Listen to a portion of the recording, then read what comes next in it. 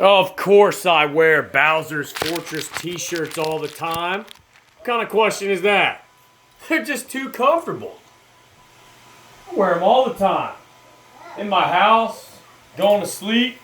They're great for concealed carry.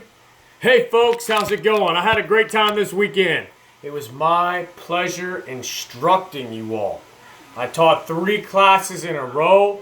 Saturday, I had an amazing group of people at Newport Gun Range. A great, maybe little sampling of the demographic of Eastern North Carolina. People from all kinds of walks of life, and skill set. I had a great time with all of you. And then Sunday and Monday, we ran some private classes here. Today was Dora and Jim, and we had a great time. We do private classes, folks. If you want to set up a day where it's just one-on-one or a couple or a small group of people, I'm happy to accommodate you along with my schedule and yours and working something out. So, welcome to an episode of what I would call a short video on virtual training. For those of you who took a class, consider this homework or continuing education. Those of you who wish to do some training in the future, this is a great preparatory exercise for you to do. Because of the current climate in the United States, this has caused a shortage of ammunition and firearms. So I believe the word of the day is going to be dry fire training. Dry fire training has always been, in my opinion, the best type of training. It's also the cheapest. So, what is dry fire training? Dry fire training simply is getting better with your gun, weapons manipulations, grip, stance, draw, reloading, making condition 1, safety, all of that without firing a shot. What's cool is you could do it in the privacy of your own home. In fact, you could do it while you're watching TV, but you need to follow some simple rules. 3 rules. Follow these rules and you'll never have an issue. Number 1, make sure your weapon and magazines that you're training with are completely unloaded. Clear out that chamber, visually inspect it. Every single magazine that you're training with, make sure you have no ammunition. But that's not good enough. Number 2, find a private place in your house where you can conduct this training. Now, I said you could do it while you're watching TV. That's fine. All right? But, be in a room where you've got the space and the safety to do so. And here's the number 2 rule, is no ammunition of any kind can be present in that room you were training in. Sounds ridiculous, but there's a reason for that. Leave all of your ammunition in a separate room from where you're training.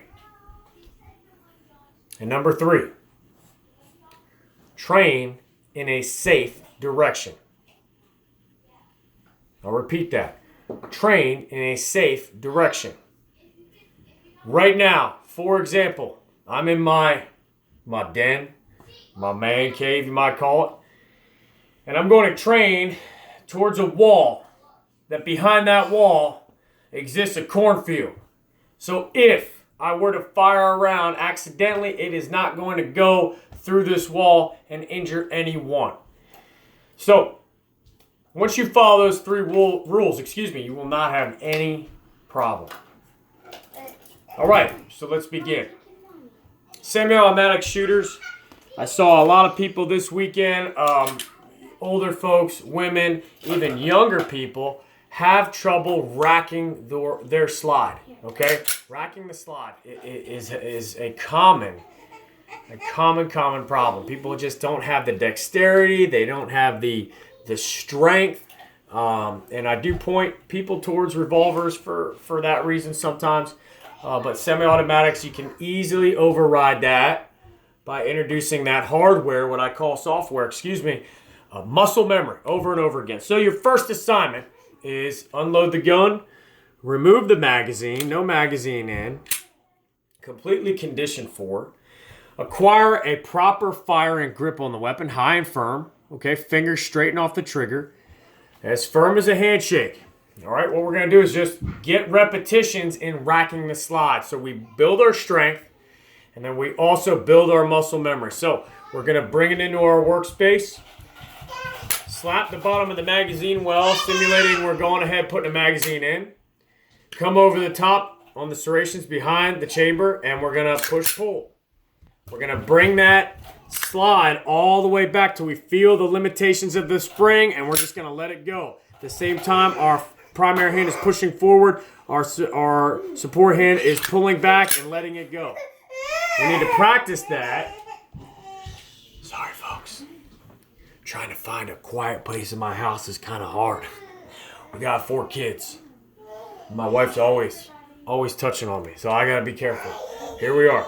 So apologize for that, but it happens. So here we go. We want to get repetitions on that. We're going to go ahead and slap the magazine well. Come over the top behind the chamber.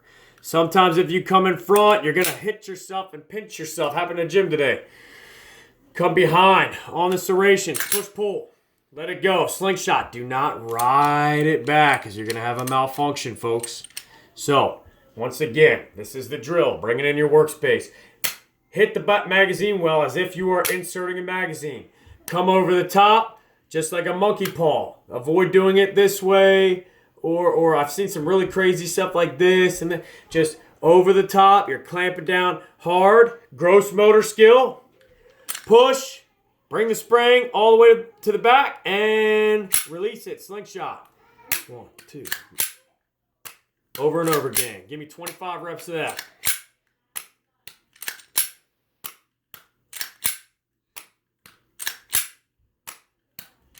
All right? Simple drills like that will make you more proficient when you come to the range to qualify. That is homework assignment number 1.